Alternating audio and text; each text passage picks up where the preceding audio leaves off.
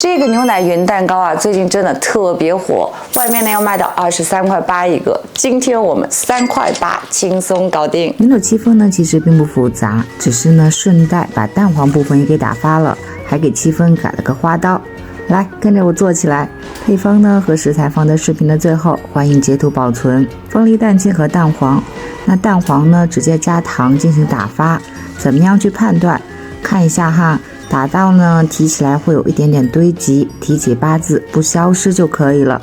接下来呢把牛奶和玉米油混合乳化，像这样的一个状态，再倒入蛋黄里头搅拌均匀。最后呢少有低筋面粉，那蛋黄面糊就做好了。接下来呢打发蛋白，加入柠檬汁和所有的细砂糖，直接开高速打发到提起打蛋头有硬挺的小尖角，提起打蛋盆不掉落就可以。那混合的时候呢，先用1/3的蛋白霜加入到蛋黄糊里头，这一步啊很重要，是可以避免消泡的，大家不要忽略。混合好的蛋黄糊呢，再倒回摄影的蛋白。那一个6寸蛋糕模具呢，差不多是260克面糊，多多少少呢差别不大。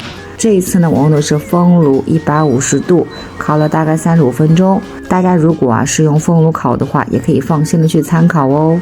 烤了8分钟的时候，用刀快速的划口继续烘烤。